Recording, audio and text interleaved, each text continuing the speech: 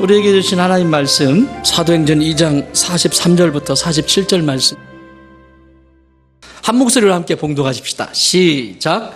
사람마다 두려워하는데 사도들로 말미암아 기사와 표적이 많이 나타나니 믿는 사람이 다 함께 있어 모든 물건을 서로 통용하고 그 재산과 소유를 팔아 각 사람의 필요를 따라 나눠주며 날마다 마음을 같이하여 성전에 모이기를 힘쓰고 집에서 떡을 떼며 기쁨과 순전한 마음으로 음식을 먹고 하나님을 찬미하며 또 온 백성에게 칭송을 받으니 주께서 구원받는 사람을 날마다 더하게 하시니라. 아멘. 자, 오늘 하나님 말씀은 사도행전 2장 43절부터 47절 말씀인데요. 오늘 기다리는 사람들 세 번째 이야기입니다. 우리가 기다리는 것은 막연한 예수 2000년 전에 이 땅에 오신 예수님을 기다리는 것이 아니라 성도인 저와 여러분이 기다려야 되는 분은 다시 이 땅에 심판하시기 위해서 오실 예수 그리스도를 기다리는 거예요.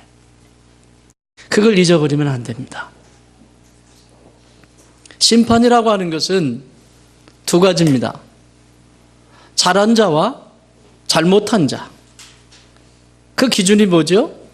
하나님의 나라의 말씀의 그 가치에 잣대에 의해서 말씀대로 순종했던 것과 순종하지 않은 것에 대한 심판이겠죠.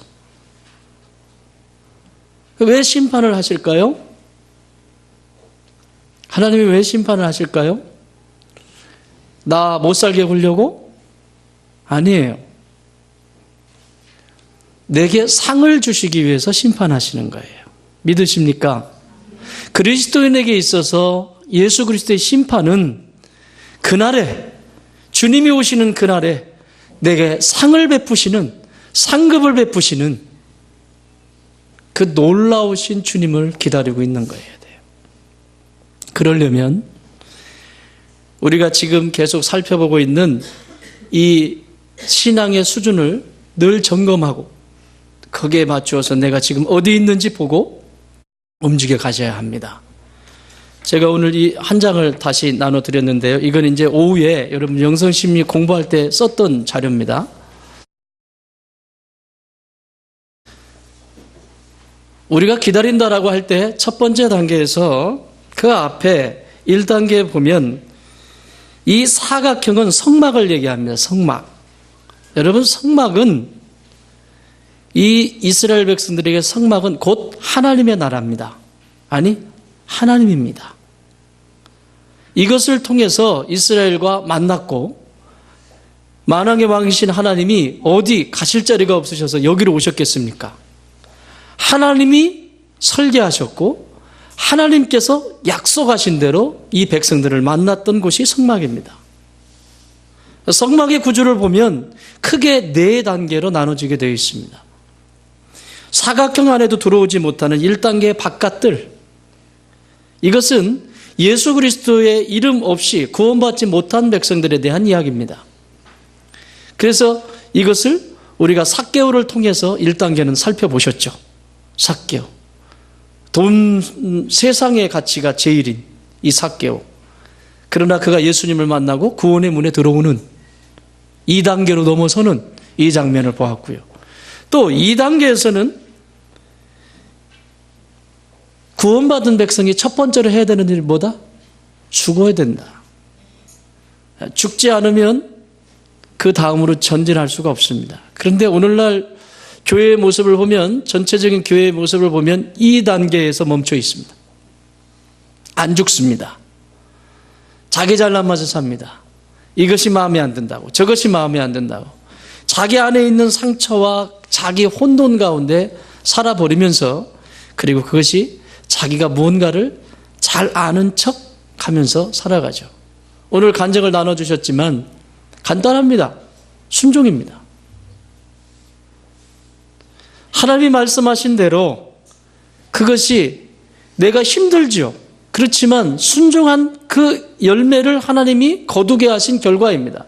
여러분, 한 인생이 그 안에 속에 있는 그 내가 어찌할 수 없는 이 안에 있는 이 상처와 이 아픔을 누가 다 합니까? 나도 몰라요. 우리 민정 집사님이 무엇을 가지고 있는지 나도 몰라요. 그러나 하나님은 아십니다. 그러나 하나님이 가르쳐 주시는 대로, 말씀하시는 대로, 주의 종이 가르쳐 주는 대로 순종했어요. 자기 안에 여전히 상처가 있죠. 자기 안에 여전히 혼돈이 있죠. 그렇지만 순종은 죽음으로부터, 내가 죽는 번제단에서의 죽음으로부터 시작이 됩니다. 죽지 않고는 순종은 되지 않습니다. 이 번제단에서 우리는 백부장을 만나봤습니다. 그 하인 죽어도 상관없습니다. 쓸모가 없습니다. 구조적으로. 근데 그 하인을 살리기 위해서 예수님 앞에 와서 자기가 죽는, 백부장의 어깨에 있는 그 권위나 백부장이 가지고 있는 그 자신의 능력을 세상 사람들이 존경하는 그 모든 것들을 다 버리고 이 하나 하인 살려내겠다. 이게 누구의 모습이죠? 예수 그리스도의 모습이에요. 그래서 여기 2단계에 있는 이 안뜰에 있는 이 번제단은 예수 그리스도의 육체를 말합니다. 이 성막은 다 예수님이에요. 예수 그리스도의 육체. 그러면 오늘 보게 될 3단계의 성소는 그 안에 들어가면 이제 여기서부터는 성소인데, 여러분 이걸 성막이라고 그래. 진짜 텐트 있죠, 텐트. 그래서 이걸 텐트에, 그냥 영어도 텐트로 번역해요. 텐트 오브 미팅. 텐트에서 만나는 하나님. 그냥 우리 놀러 가면 텐트 치잖아요. 텐트예요. 그냥 텐트. 그러나 이 텐트는 좀 달라요. 사이즈가 좀 달라요. 한 22평 정도 돼요. 평수로 해야 여러분 확 와닿지? 22평 정도 되는데 18평은 성소, 나머지 한 4평은 지성소. 정확한 사이즈는 내가 지금 분명히 기억하지 못하는데 어쨌든 그쯤 될 거예요. 나눠지게 되어 있습니다. 그런데 이 성소는 예수 그리스도의 어떤 모습을 말씀하고 있냐면 예수 그리스도의 영. 다시 말하면 이 성소는 성령으로 가득한 것입니다. 여기 들어가면, 우측에 들어가면, 들어가자, 커튼을 치우고 들어가면 우측에 뭐가 있어요? 여기 지금 그림이 뭐가 있죠? 금등대, 금촛대가 있죠? 금촛대가 있습니다. 왼쪽에는, 오른쪽에는 떡상이 있고, 또 건너편에는 분향단이 있습니다. 이건 매우 중요합니다. 그동안에 성경의 이 성막에 대한 책들을 제가 여기저기 다 찾아보고, 국내 목사님들이 쓴 책들도 다 뒤져보고 다 뒤져봤는데 이렇게 해석이 안 돼 있어요. 이 성소는 다른 것을 이야기하는 것이 아니라 공동체를 이야기합니다. 공동체. 성소에 들어갈 수 있는 자격이 어떤 사람들이 들어갈 수 있느냐? 아론의 자손들, 대제사장의 아들들만 들어갈 수 있습니다. 그 얘기는 뭐냐? 밖에, 여기 지금 성소 말고 이 밖에서는 여러 사람, 레위인들도 물동이 들고 다닐 수 있고 백성들도 다닐 수 있어요, 여기는. 그러나 이 성소만큼은 아론의 아들들만 들어가 있을 수 있는 곳이에요.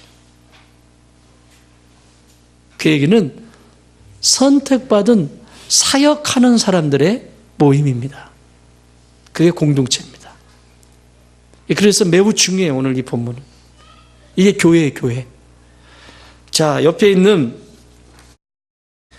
들어가자마자 왼쪽에 있는 이 촛대는, 금촛대는 가운데 큰 원줄기가 하나가 있고 양쪽으로 3개씩. 그럼 몇 개? 기둥이 몇 개? 7개의 기둥으로 되어 있습니다. 7개의 촛대로 되어 있습니다. 7개가 뭘까? 이 7촛대는 뭐냐? 성경은 명확하게 해석해 주십니다. 요한계시록 1장 20절. 내가 본 것은 내 오른손의 7별의 비밀과 또 7금 촛대라. 7별은 7교회의 사자요. 오늘날로 말하면 주의 종이죠. 7 촛대는 7 교회라. 7교회. 성소는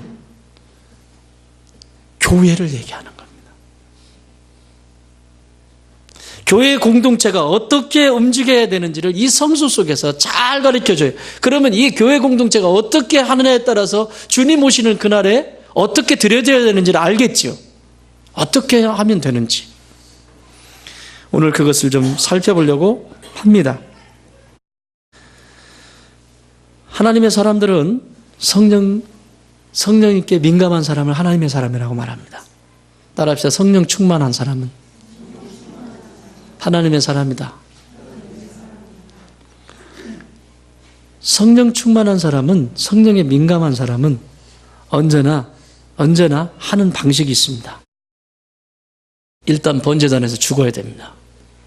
이미 죽은 자예요. 죽지 않으면 성령 충만할 수 없습니다. 그건 자기 충만이지. 자기가 경험했던 것, 자기의 한 모든 것들이 최고가 되는 거죠. 죽지 않은 상태에서 이것은 무섭습니다. 매우 무섭습니다. 무지몽매합니다. 자기 자신도 감당이 안 되는 걸 요구합니다. 그것이 지도자가 됐다. 더 그렇습니다. 저나 여러분이나 하나님의 사람이라고 할 때 이 하나님의 사람은 이미 죽은 자입니다. 죽지 않으면 아는 곳에서는 열매를 맺을 수가 없습니다. 성령 충만한 사람은 첫 번째로 나타나는 증상이 있습니다. 여기 사도행전 2장 37절 읽겠습니다. 시작. 37절 시작.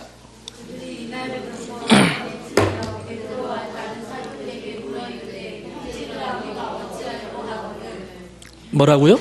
우리가 어찌할꼬. 이건 지금 초대교회 교회가 세워지는 장면이에요. 교회 공동체가 세워지는 장면이에요.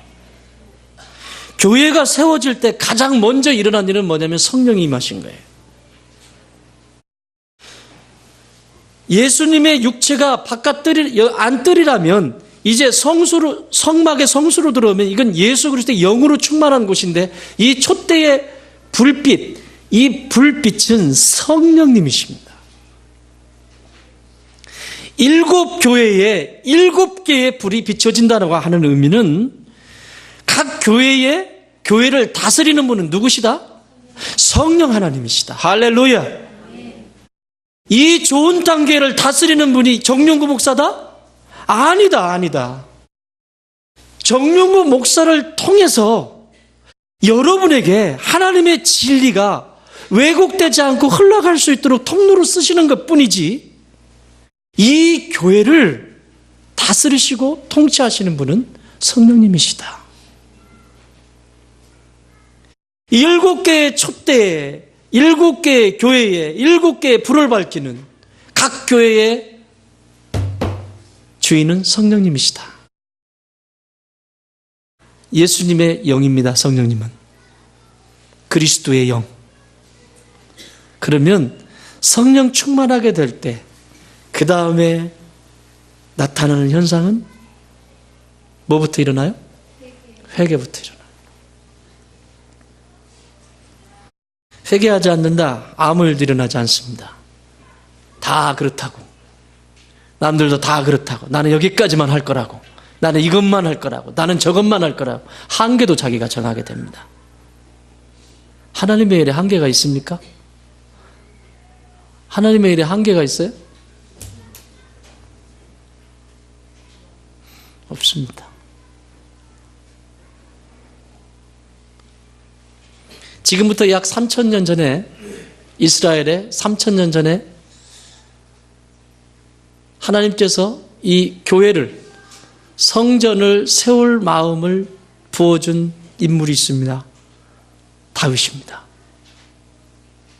다윗의 마음속에 이 성전을 세우라고 하는 이 마음을 불어넣어 주세요. 그래서 다윗은 성전 하나님이 계신 곳. 왜? 하나님 거기 계시니까. 성전.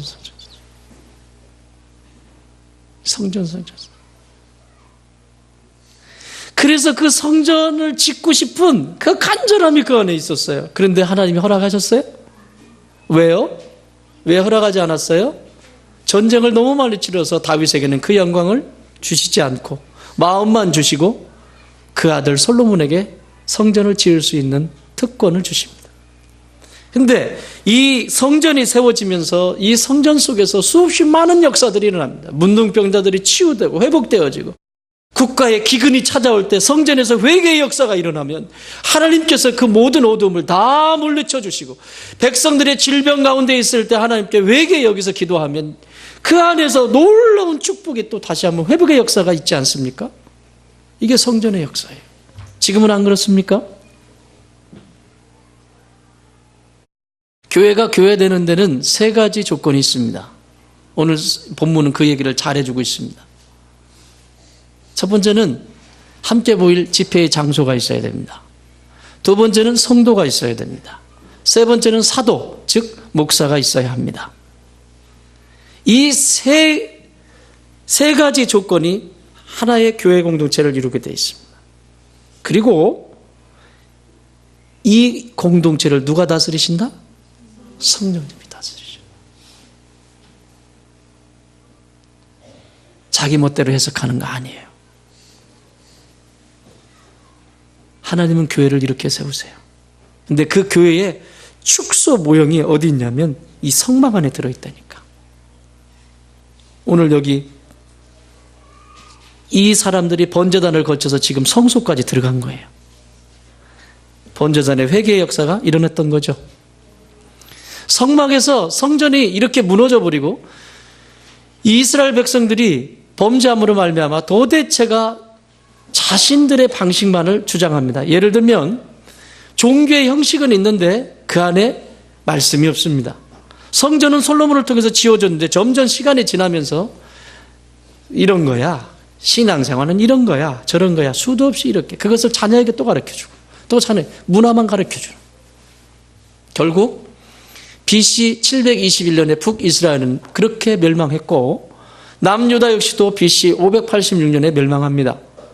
그렇게 다 무너져버린 소망이 없는 이스라엘에 새로운 소망을 주시는데 그 사람의 이름이 에스겔입니다. 이 에스겔이라고 하는 선지자를 통해서 이스라엘을 어떻게 회복하실 것에 대해서 말씀하세요. 에스겔서 47장 1절, 그가 나를 데리고 성전문에, 어디에? 성전문에 이르시니 성전의 앞면이 동쪽을 향하였는데 그 문지방 밑에서 물이 나와 동쪽으로 흐르다가 성전 오른쪽 제단 남쪽으로 흘러내리더라. 어디서부터? 성전 문지방. 여러분, 예나 지금이나 하나님께서 세우신 교회는 이런 치유의 역사가 있습니다. 믿으십니까? 오늘 여기 본문에도 보시면 43절에 보면 사람마다 두려워하는데 사도들로 말미암아 기사와 표적이 많이 나타났다. 하나님의 교회 공동체는 치유의 역사가 일어납니다. 기적의 역사가 일어납니다. 왜죠? 그 교회의 주인은 누구시니까? 성령님이시니까. 성령께서 각 사람에게 맞게 어떤 문제가 있는지, 어떤 어려움이 있는지 모르지만 그것을 치료하시고 회복하시고 온전하게 하시는 분이 성령님이시기 때문에 그래요. 그것이 어디서부터 시작된다? 회개의 역사. 이스라엘의 회개하고 돌아오는 그 모습을 보면서 하나님은 에스겔에게 성전 문지방으로부터 흐르는 그 물, 이게 성령님이시거든요.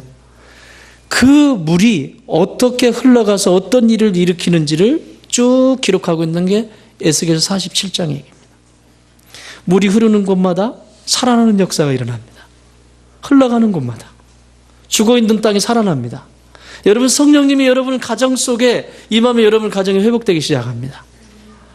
여러분의 인생 속에 영혼이 꼬여있고 무엇이든지 수가 틀리면 도대체 내 맘대로 하고 싶고 꿍 하고, 그 왜 그럴까요? 하나님이 하는 일이에요, 마귀가 하는 일이에요? 명확하잖아요. 하나님이 하시는 일은 밝습니다. 어둡지 않습니다. 하나님이 하시는 일은 밝은 곳에 있습니다. 감출 것이 없습니다. 그런데 마귀란 놈이 하는 일은 너 이거 얘기하면 큰일 나, 너 이거 드러나면 끝장나, 마귀가 하는 짓입니다. 근데 거기에 붙들려 가지고 사는 거죠, 계속. 참 감사한 건 우리 교회에 하나님이 이런 역사들을 펼치셔서 자신들의 아픔이 있을 때마다 그것이 하나님 앞에서는 별거 아니라는 것을 알아 자신들의 약점을 하나님 앞에 내어놓고 또 서로 교제하면서 내어놓고 기도하고 회복되어지는 이 모습이 너무너무 아름답습니다. 앞으로도 그렇게 하십시오. 새로 들어오게 되는 모든 분들도 역시 마찬가지입니다. 그게 살아있는 교회 공동체입니다. 그것을 보고 험담는 것이 아니라 그것을 아파하고 함께 기도해 줄 수 있는 사람.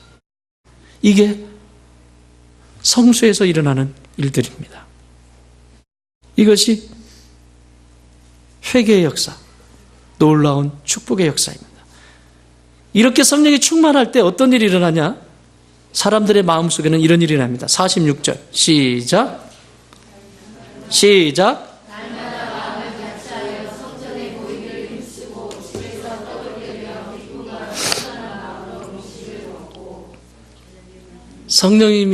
성령님이 충만한 사람, 이 성소에 지금 들어가 있는 사람들은, 이 3단계에 들어가 있는 사람들은 하나님의 성전을 좋아해요. 날마다 뭐라고요? 마음을 갖춰야 어디에 모이기를? 성전에 모이기를. 할 수만 있다면 성전에 가고 싶은 거야. 여러분 그러시죠? 아멘 소리가 좀 작다. 할 수만 있다면 성전에 가고 싶죠. 이게 건강한 성도예요. 못 올 수 있죠. 거리도 멀고 또 상황도 있고 이런. 그런데 마음은 성전에 가 있는 거예요. 성전에. 이게 성소 안에 있는 사람들입니다. 성소 안에 있는 사람. 교회를 사랑하게 되어 있어요. 성령 충만, 뭐가 충만하냐고요? 여러 가지 이야기 할 수 있겠죠. 교회 사랑하냐? 성령 충만하냐? 바로 나와요. 교회를 싫어하는 건 성령 충만한 사람. 왜? 교회를 누가 세웠습니까? 교회 주인이 누구신데? 그러면 성령님이 세우셨으면 교회를 사랑하는 건 당연한 거잖아. 근데 교회를 사랑하지 않는다는 건, 왜 이렇게 이거 수학 1 더하기 1은 2 배우셨잖아요? 금방 나오잖아요, 공식은. 교회를 사랑하게 되어 있습니다.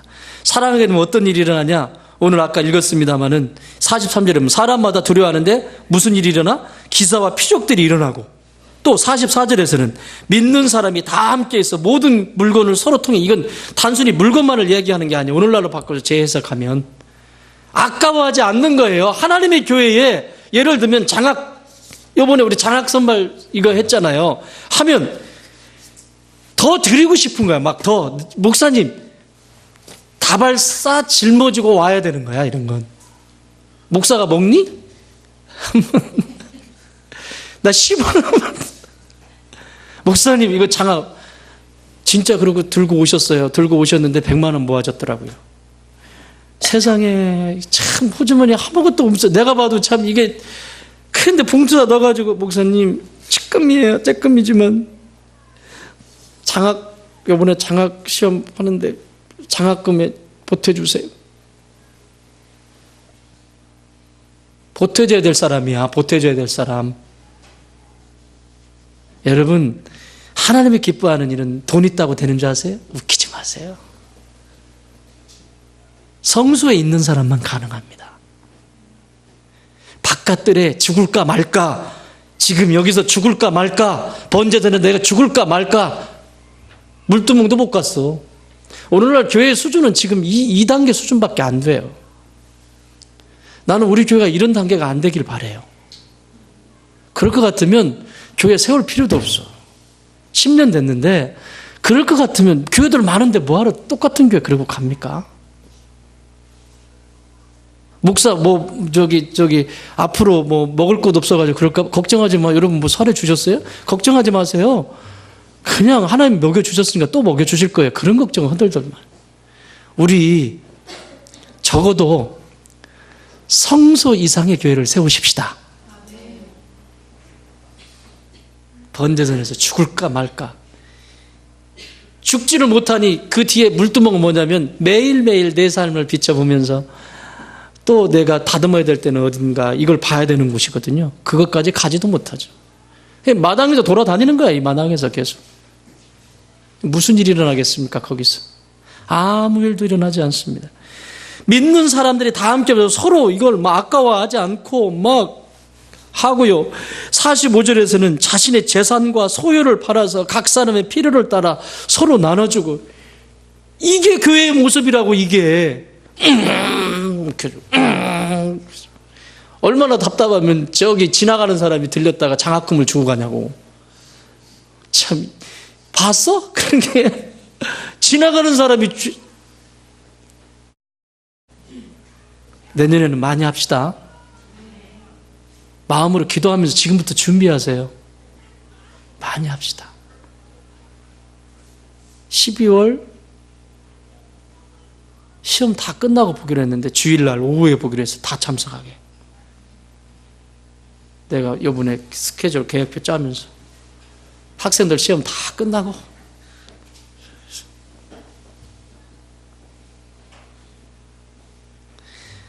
교회를 사랑하면 이런 일들이 일어나요. 또 하나는 어떤 일이 일어나냐? 사람들을 사랑하게 돼요. 여기 42절 읽어보세요. 42절 시작.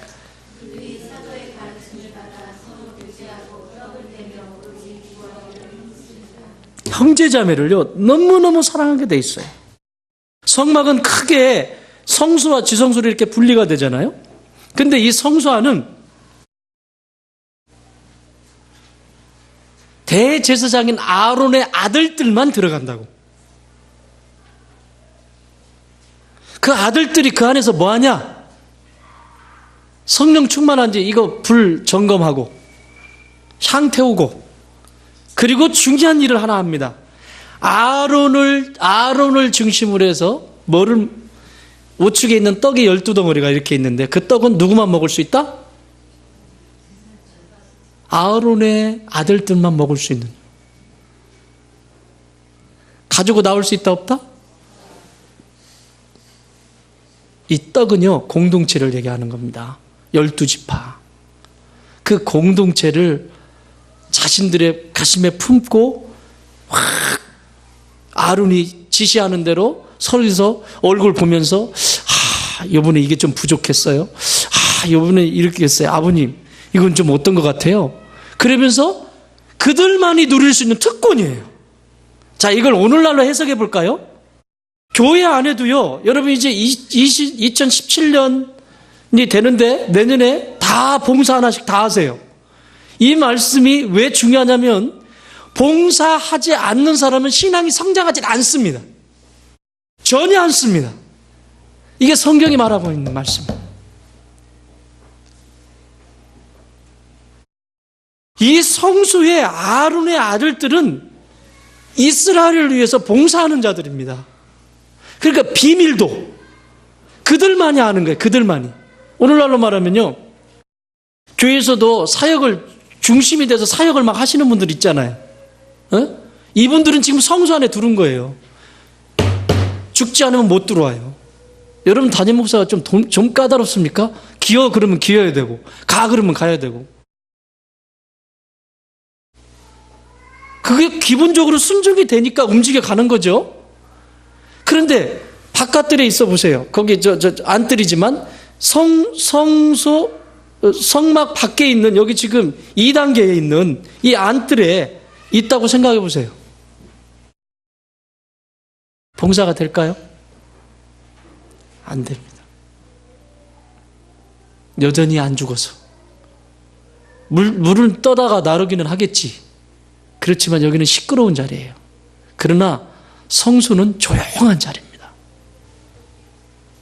텐트가 4겹으로요, 가죽으로 4겹으로 쫙, 처음엔 3개의 가죽으로 꽉 해가지고 밖에 빛이 전혀 안 들어오고요. 그 안은 은밀한 곳입니다. 마치 태스크포스처럼. 거기에서 그 떡을 나누면서 함께 긴밀한 이야기들을 하는 거예요. 무엇을 위해서? 하나님 나라를 위해서. 여러분, 예수님에게도 12제자가 있죠. 그 많은 사람 다 제자 삼지 왜 12명만 뽑으셨을까요? 이 성수의 맛을 그들에게 가르쳐 주는 거예요.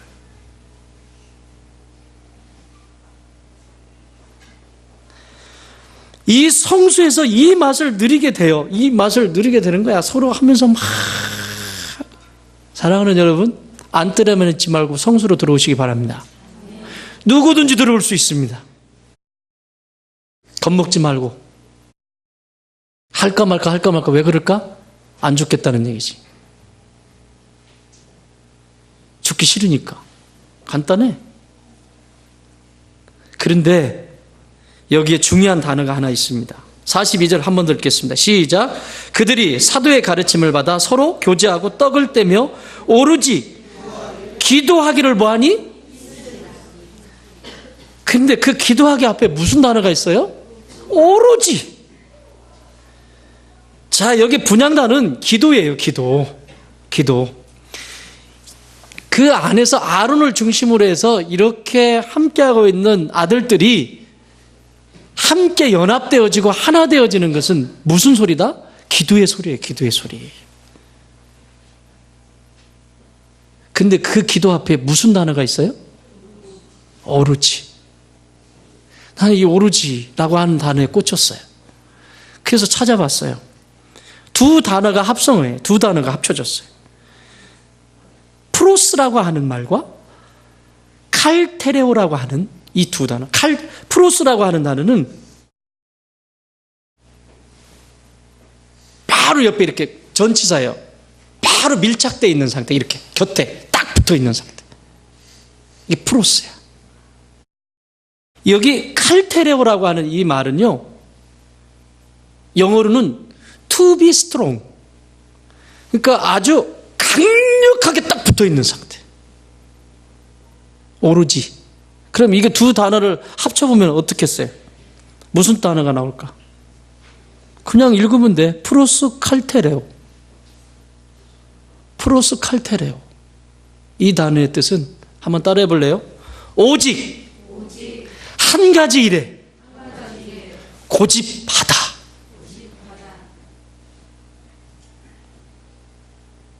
신앙은 분명한 가치를 붙잡았으면 자기 고집이 있어야 돼. 현덕이 축 끓듯이 어떤 때는 비바람이 불어도 그것을 견뎌내는 힘이 어디 있다? 지금 성수 안에 있다는 얘기를 하는 거예요. 이 얘기를, 이 구약의 성수 얘기를 지금 초대교회에 이 백성들이, 교회가 태동되는 백성들의 이야기 속에 그대로 담고 있다고. 거기서 떡을 나누면서, 거기서 교제하면서 먹는데 거기서도 갈등이 일어날까요? 안 일어날까요? 일어날 수 있다고 했잖아요. 자기 습관이 있고 자기 방어적인 게 있고, 여기 3단계에 보면 그런 것들이 있기 때문에 아무리 좋은 일을 위해서 모였어도, 아무리 우리의 공동체의 발전을 위해서, 하나님 나라를 위해서 모인 태스크포스와 같은 그런 긴밀한 그런 지체들이 함께 모여있다 할지라도 문제가 있을 수 있다 없다? 있다. 그걸 이길 수 있는 게 뭐다? 기도다. 기도를 어떻게 해라? 오로지. 이 오로지라고 하는, 고집스럽게 하는 거예요. 고집스럽게. 죄송해요. 오늘 간증하신 말씀하고 지금 일맥상통해요. 죄송해요. 여러분, 시기하지 말고 시샘하지 마세요. 미리 부탁합니다. 그럼 마귀 짓입니다. 시켰어요. 고지것대로 합니다. 고지것대로. 한 번도 안 빼놓고. 시키면 시킨 대로, 민정님 시킨 대로. 그런데 거기에 버금가는 분이 그 남편이에요. 태호 형제라고 나는 말할 수 없어요. 시키면 시킨 대로 하고 그대로 하나님이 기뻐하시는 모습만 그대로 하는 거예요. 이런 고집스러움이 있어야 된다고. 이런 고집스러움이. 남들이 뭐라고 하든, 이 사람이 뭐라고 하든, 저 사람이 뭐라고 하든 그건 중요하지 않아요. 뭐 옆에 사람이 뭐라고 하든, 아우 못 해먹겠네. 그리고 슉 사라져버리고. 오늘날 왜 이 성수에서의 이 기쁨을 맛보지 못하는 줄 아세요? 그래서 주님 오실 그날을 왜 맞이하지 못하고 있는지 아세요? 이 성수 안에서 고집스러운 기도가 없어요. 고집스러운 게. 그 고집스러운 것을 딱 붙들고 있을 때 이 성수 안에서의 하나님이 부어주시는 하나님의 평강과 하나님이 부어주신 위로를 그 안에서 경험하기를 원하시는데, 이걸 자꾸 잃어버리는 거예요. 서로 사랑하게 돼 있어요. 그래서 이 안에서. 사랑하는 여러분, 말씀 정리합니다. 성수 안에 있는 성도는 성령의 음성을 듣지요. 내 말 아닙니다. 그 안에 있는. 오늘 이 초대교회 성도들이 그렇게 살아요. 나의 이웃을 사랑하기 위해서 나는 어떤 고집을 가지고 있습니다. 여러분, 기도에 고집이 있습니까? 한번 잡으면 그럼 해냅니다. 여러 말 할 필요 없어요. 한번 해봅시다. 성수에서 누리기 위해서, 그 성수의 그 특권을 누리기 위해서 오로지 기도에 힘쓰니라. 떡을 떼는 거 중요해요. 필요해요. 그 안에서 여러 가지 사역들 매우 필요합니다. 다 필요한 것들입니다. 다 필요한 것들이지만 그것보다 더 중요한 건 오로지 고집스럽게 말씀의 자리에 있고, 고집스럽게 기도의 자리에 있고, 고집스럽게 그 자리를 지켜내는 사람들, 하나님은 반드시 치유하시고 회복하셔서 풍성함으로 안내하여 주실 것입니다.